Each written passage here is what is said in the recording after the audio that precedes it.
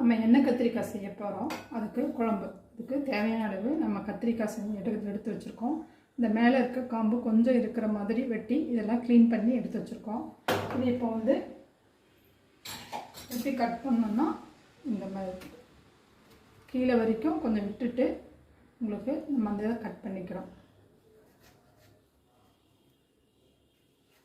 இதே மாதிரி நம்ம எல்லா கத்திரிக்காயும் கட் பண்ணிக்க போகிறோம்.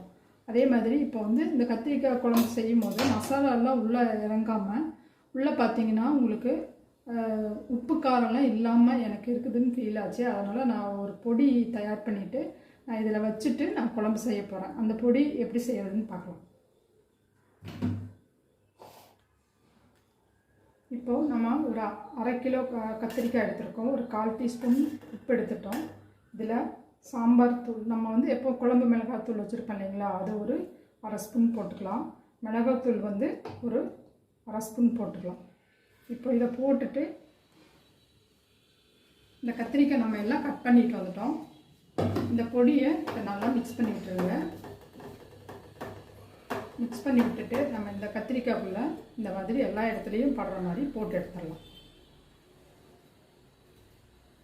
இதே மாதிரி நம்ம எல்லா கத்திரிக்காயையும் போட்டுட்டு எப்படி செய்யறதுன்னு பார்க்கலாம்.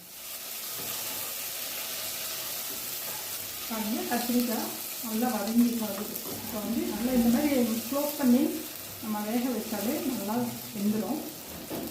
இப்போ நம்ம வந்து இந்த மசாலாவை அரைச்சிட்டு வந்து போகிறோம். தக்காளி பாருங்கள் அரைச்சி எடுத்துகிட்டு வந்துட்டோம். இந்த மசாலாவை நம்ம இப்போ அரைச்சி எடுத்துட்டோம். இப்போ தண்ணி ஆட் பண்ணிக்கலாம். ஆட் பண்ணி நல்லா மிக்ஸ் பண்ணி விட்டுடலாம். இந்த ஸ்டேஜில் நம்ம கத்திரிக்காய் போட்டுடலாம்.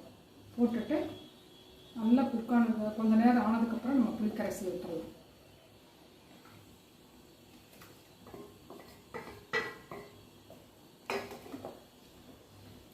இப்போ கத்திரிக்காய் ஆட் பண்ணிவிட்டு நம்ம சால்ட்டு தேவையான அளவு பார்த்துட்டு போட்டுக்கலாம்.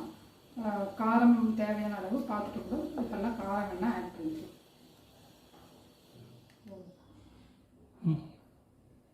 நம்ம கத்திரிக்காய் எண்ணெய் கத்திரிக்காய் குழம்பு செஞ்சுட்டோம். ரொம்ப நல்லா வந்திருக்கு. நீங்களும் இந்த ரெசிபியை ட்ரை பண்ணி பாருங்கள். எப்படி வந்திருக்குன்னு சொல்லுங்கள். சப்ஸ்கிரைப் பண்ணாதவங்க சப்ஸ்கிரைப் பண்ணுங்கள். தேங்க்யூ. கண்டிப்பாக இந்த ரெசிபி ட்ரை பண்ணி பார்த்துட்டு எப்படி இருக்குன்னு கண்டிப்பாக சொல்லுங்கள். தேங்க்யூ.